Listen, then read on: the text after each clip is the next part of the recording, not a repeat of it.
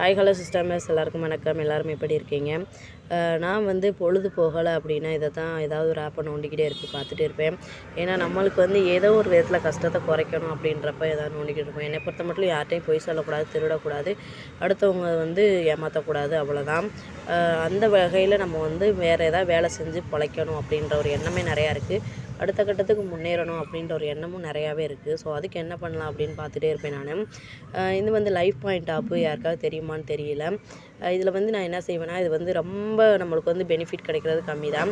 ஆனால் இருந்தாலும் நம்மளுக்கு எவ்வளோக்கு எவ்வளோ பொறுமையாக இருக்குமோ அவ்வளோக்கு எவ்வளோ கொஞ்சம் பெனிஃபிட் கிடைக்கும். இந்த பாயிண்டில் வந்து நான் ஏற்கனவே ஒரு 350 ரூபா எடுத்தேன். அதாவது அவங்க சர்வே அட்டன் பண்ணணும், அவங்க கேட்குற கொஸ்டினுக்குலாம் ஆன்சர் பண்ணோம்னா நம்மளுக்கு வந்து ஒரு அமௌண்ட்டு கொடுப்பாங்க. அதாவது பாயிண்ட்டு கொடுப்பாங்க. 1 பாயிண்ட், 2 பாயிண்ட், 3 பாயிண்ட் கொடுப்பாங்க.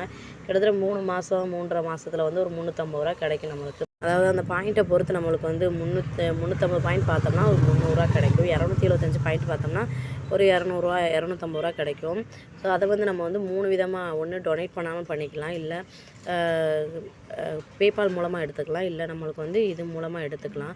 அமேசானில் கிஃப்ட் கார்டு மூலமாக எடுத்துக்கலாம். எனக்கு வந்து அமேசான் கிஃப்ட் கார்டு மூலமாக தான் எடுக்க முடியுது. ஏன்னா பேபால் அக்கௌண்ட் அந்தளவுக்கு எனக்கு நான் ஓப்பன் பண்ணி பழகலை. டொனேட் கொடுக்குற அளவுக்கு எனக்கு வந்து வசதி இல்லை. அதனால் நான் என்ன பண்ணுவேன், இதில் வந்து எடுத்துக்கிடுவேன். இந்த மைவி3 பொறுத்த மட்டும் எங்கள் வீட்டுக்கார் வந்து ரொம்ப அப்செட் ஆகி தான் இருக்கார். அதை பற்றி பேசுகிறதே இல்லை. அதனால் கொஞ்சம் அமைதியாகவே இருக்கார். அதனால் நான் அதை கொஞ்சம் நம்ம அதை பற்றி பேசணுமா சண்டைக்கு வந்துடுவாங்க, நானும் எதுவும் பேச மாட்டேன். அப்புறம் பார்த்திங்கன்னா, இந்த அமேசானில் ஏற்கனவே ஒரு தடவை இந்த கிஃப்ட் கார்டு வச்சு நான் எடுத்திருக்கேன். என்ன எடுத்திருக்கேன்னு பார்த்தீங்கன்னா, ஒரு அடுப்பு எடுத்திருக்கேன். இப்போ வந்து மறுபடியும் ஒரு 300 ரூபாய்க்கு பார்த்துட்டு அதை வெயிட் பண்ணிக்கிட்டு இருக்கேன் எதாவது எடுக்கலான்னு. அடுத்து இப்போ 10 பாயிண்ட் வரைக்கும் பார்த்துருக்கேன். 3ஆவது தடவை பார்க்குறேன். இது வந்து 2ஆவது தடவை பார்த்துக்கு நான் எதுவுமே எடுக்கலை. எதாவது எடுக்கிறேன்னா கண்டிப்பாக உங்களுக்கு கூட நான் ஷேர் பண்ணிக்கிறேன். ஸோ இதுக்கப்புறம் பார்த்திங்கன்னா, இது வந்து ஜிபிஒய்ன்ட்டு ஏதோ ஒரு ஆப் வந்து எங்கள் வீட்டுக்கார் வந்து எதுவுமே பேசலை அப்படின்னு நினச்சேன். இன்றைக்கி காலைல வந்து ஒரு ஜிபிஒயின் ஆப்னு பற்றி சொல்லிக்கினாரு. அவங்க ரிலேட்டிவ் யாரோ சொல்லியிருப்பாங்க போல். இதில் வந்து 6000 இன்வெஸ்ட் பண்ணுறதாமா. இன்வெஸ்ட் பண்ணி 3 மாதத்தில் வந்து 30,000, அதாவது ஒரு தினம் பார்த்தோம்னா இல்லை, 6000 இன்வெஸ்ட் பண்ணிட்டு அவங்க சொல்கிறதுல வந்து நம்ம வந்து புட்டார் கால்னு போட்டு ஏதோ ஒன்று ஆப்ஷன் கொடுப்பாங்களா, அதை கிளிக் பண்ணணுமா. 6000லேருந்து மினிமம் இன்வெஸ்ட் பண்ணுறது.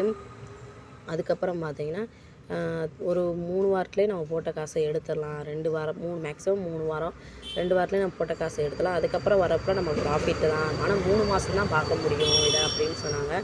இதை பற்றி எனக்கு தெரியாது. ஆனால் என்னதில் டவுன்லோட் பண்ணி வச்சுருக்காங்க. பற்றி யாருக்கா ஏதாவது தெரிஞ்சுன்னா கமெண்ட் பண்ணுங்கள்.